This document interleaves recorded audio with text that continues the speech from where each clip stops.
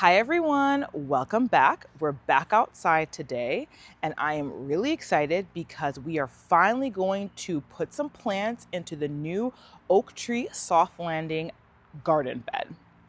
I told you guys that I was waiting for some plants that I had purchased online to come in and everything finally came in the first week of May. I purchased all of these plants off of a website called Garden for Wildlife. I'm going to put the link down below because I think this is a really good resource for finding native plants for your area. And I found them when I was doing research for this project. And I think it's a really good resource because you're able to search for plants based upon your location or your gardening needs. So, for example, are you in the Northeast or the Southwest? Do you need plants for a woodland area, a more swampy area, full sun, full shade? They have everything grouped together, kind of listed together. And there's even a section where they have almost a menu, like a collection, I should say. There's an area where they have a collection of plants for different needs. Like I said, if you wanted to do a rain garden or a full sun garden, where you can select plants that are native to your area that would thrive in those conditions. So that's kind of what helped me choose what plants I needed for this area. Because to be honest, I wasn't even actually familiar with a lot of these plants because I really just started getting into gardening with more native plants. So things like goldenrod and asters weren't really something that I was familiar with, that I hadn't, at least to my knowledge, hadn't seen around all the time and don't see them in the local garden centers that frequently. So I found this resource and love it. Almost every plant that I bought for this project is from them. So definitely check them out. And hopefully I'll be able to insert a clip here because over the winter, I actually took the time to do some planning. I knew I wanted to do a couple of different garden projects, this being one of them. And after I purchased the plants, I actually made a Google document which kind of grouped everything together by project, which plants I had bought for those areas, and I wrote out their different characteristics, how much sun or shade that they liked, about how tall they would get, etc. So I could start to get some idea of what it would look like once I got the plants, kind of just like planning out the garden in my mind. So I'll show you that. And so when the plants came in, I was able to pull out the plants that I knew were going to be part of this project. And I have them all here. So we'll go through them and then we'll get them into the ground. So here are all of the plants that we have for this project that we're going to get into the ground today. So in no particular order, because I haven't fully decided where everything is going to go yet, just to give you an idea of what we have, there's big leaf aster. There's blue wood aster. We have some wild geranium. That's some common yarrow. Some native columbine. Some spotted Joe Pye weed, which I am not 100% sure I'm going to keep out here, but it's there. Some zigzag goldenrod. This is more wild geranium. I got a bunch of that. Downy wood mint. More downy wood mint. This is some more wild geranium. Golden Alexander, Virginia wood mint, great blue, this one here is great blue lobelia, another great blue lobelia, and these are hellebores. They're not native, but they do give some early spring color, so I decided I can throw them in there. Honestly, these are going to be the plants that are more for us than are for nature, which I think is okay. Most of these plants are going to benefit nature and will also make me happy because they're going to look beautiful. And we can throw in a couple of plants in there that mostly their primary job is to just look pretty. So just a reminder of what the garden bed looks like. And we've been having a lot of rain, so it's tamped itself down pretty nicely. And I have started to see some birds out here pecking around, checking it out, seeing what's going on. So that's really exciting. And I think the general plan is going to be along these front edges, I'm going to have the lower growing sort of ground cover plants. And I think I'm going to try and I'm going to call behind the bird bath, the back of the bed, and we can put the taller things there. Maybe. I'm saying maybe because back here, there's going to be a little bit more shade because of the oak tree. And you can see this front section right here gets a little bit more sun during the day than some of the other areas. So back here, for example, what time is it right now? It's almost noon. It's actually almost 11 o'clock and it's already in full shade. That's because of my neighbor's Japanese maple and the oak tree. So we're gonna do the things that will tolerate deeper shade better along here, but we'll try and follow the principles of shorter things in the front and taller things in the back. But in my mind, I don't know if I'm convinced that there's a solid, concrete front and back here. So that's why I might play around with putting some taller things a little closer up in the front and see what that does. But that's going to be the general idea. And it's funny because I'm looking at the area now, and initially when I took out all those plants, I was thinking, first when I bought all the plants and they came in, I was thinking, oh my God, I bought way too many plants. Then when I started bringing the plants over here, I was thinking, oh, okay, I think we have enough plants.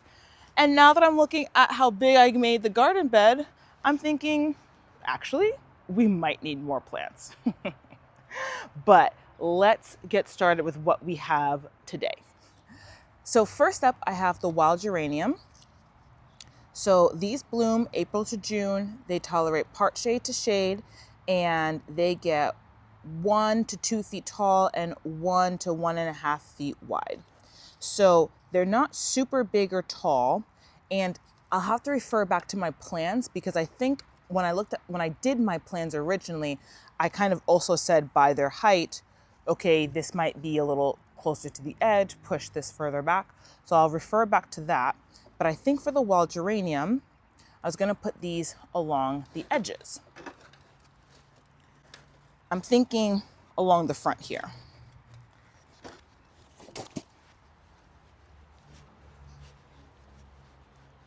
I forgot how much wild geranium I bought. So I have another 9 sets here. And so I think I might put these along that edge. They'll get less sun over there, but it says they can take part shade to shade. So they might do well on both sides. And then we'll see if the area where they get a little bit more sun, if they grow a little bit better, or if they do just as well on the shadier side of the bed.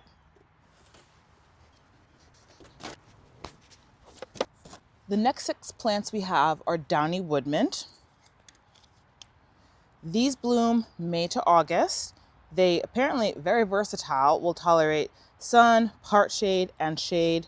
They're also a low grower, kind of like the wild geranium. They're 1 to 2.5 feet tall, and they spread maybe 1 foot to 1.5 feet wide. Okay.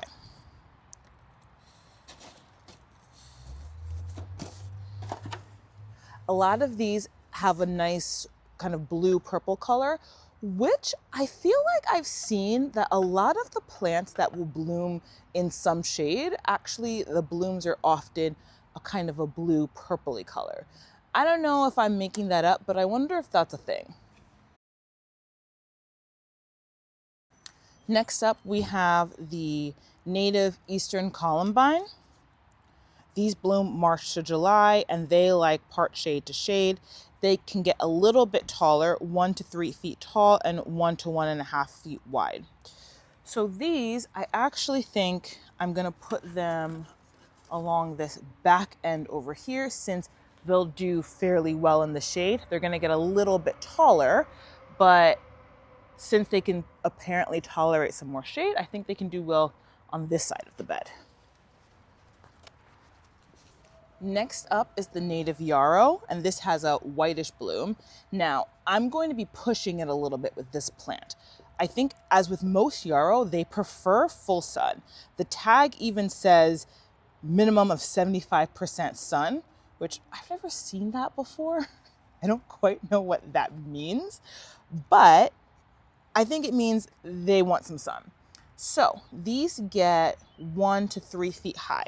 So this might be a little bit taller than you would typically place in the front of a garden bed, but because this area gets the most amount of sun, I'm actually gonna put these pretty much right here. And I think I can get away with it because even though they might get a little bit taller than some of the other plants that I might put behind them, you can do that with plants that have a little bit wispier foliage. If you can see through the plant to the plants behind it, then I think you can break the height rules a little bit. So we're gonna take a chance with the yarrow and put it up here in the front and see how it does in this spot.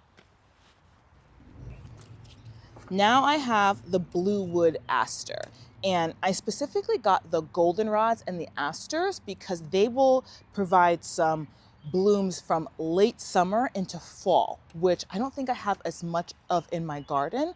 So I think that'll look really nice here, as well as be really good for the pollinators as they're getting ready for the winter that's coming. So the bluewood aster blooms from June to November, part shade to shade. It's a little bit taller. It gets 2 to 4 feet tall and 1.5 to 2 feet wide. So since these get a little bit taller and they are a little bit white, actually, it's kind of a very light purple. It almost looked white in the light to me. A very kind of light blue purple color. I'm gonna put these, I think, around the bird bath.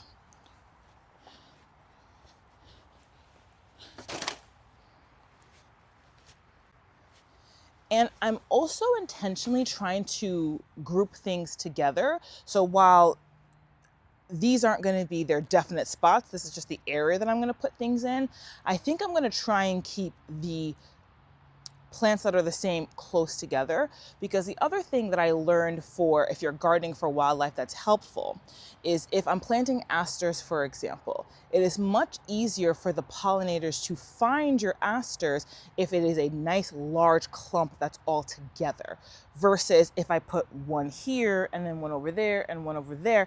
They might eventually find it, but we have to remember they're flying overhead and looking all over. If I keep a whole bunch of them together, that's a much bigger signal for them that, hey, there's a plant down there that you know and love, go check it out. So I'm gonna be trying to keep things grouped more together than I otherwise often do. So you'll see me do that later. Next up is more aster. This is the big leaf aster. Blooms September to October, so this is really getting into the fall season. Sun, part shade to shade, 1 to 2 feet tall, 2 to 4 feet wide. I think I'm gonna put these along this edge over here in the front. Gets a little bit more sun. Now we have zigzag goldenrod. There's different goldenrods. I think there's some that really prefer mostly sun areas, but these will do sun, part shade to shade, so should be okay here. And these get 2 to 4 feet tall to 2 to 3 feet wide. Where do I want to put these goldenrod? I might separate these out in the 2 groups of 3. Like maybe I put one group over here and another over here. Might be a little bit tall for right there, but we'll see. Then we have Golden Alexander, which has these really cute small clumps of yellow flowers. This blooms April to August, so really long time. And these do part shade to shade, and they can get 1 to 3 feet tall and 1.5 to 2 feet wide.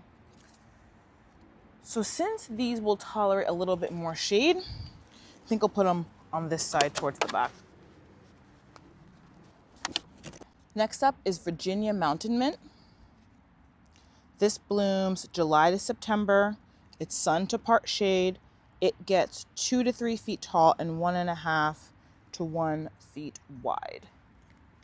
Let's see, how do I want to break these up? Sun to part shade.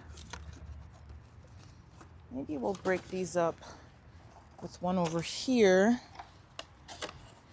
and the other set over here maybe. We'll see, we'll see.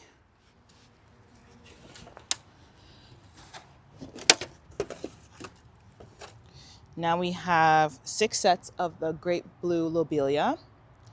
They bloom July to September, so later on in the season. Sun, part shade, shade, gets 1.5 feet tall to 1.5 feet wide. So not too tall.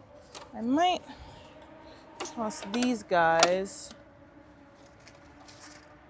here.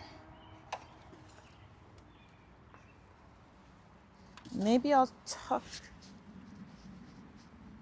these in over here. I don't have a lot of stuff right here. I guess we'll see in this shady spot. We'll see how I end up breaking things up. I'm gonna have to move some things around.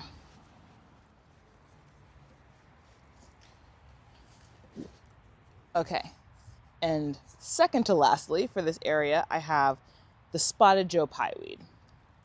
I'm not super sure about this one up here. So this blooms from August to October. So again, later in the season, which is nice. Sun to part shade, but this gets pretty big. It gets 2 to 6 feet tall and 4 to 5 feet wide. It's really big and tall. I've learned a little bit more about this plant since I bought it. And I bought a lot of this, okay? I think there's another 2 packs of 3 sets that I have that will go probably somewhere in the backyard. I am hesitant with this one here. I don't know that it's going to do very well here. And I also don't know that it's going to play well with everybody else. And so I think for right now, I might not put these in. I'm not sure, but I think we're gonna hold off on Spotted Joe Pie. Maybe we'll go someplace else in the garden. I think we're gonna hold off on that one.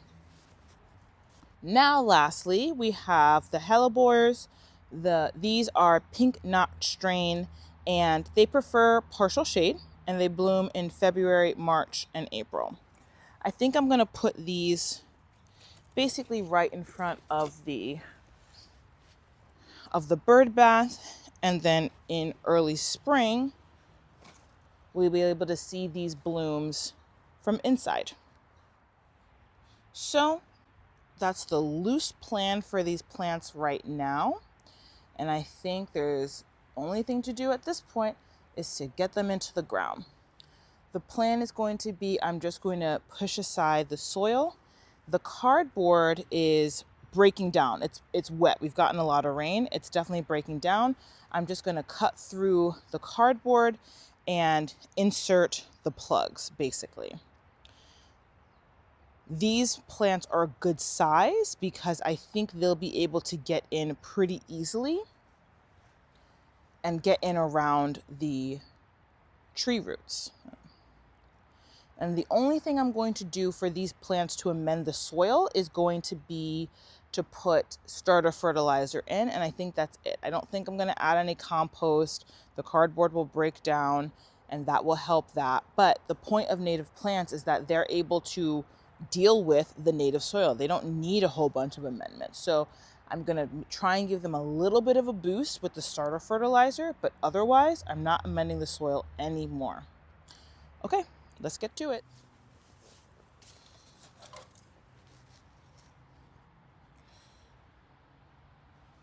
Starting with the wild geranium.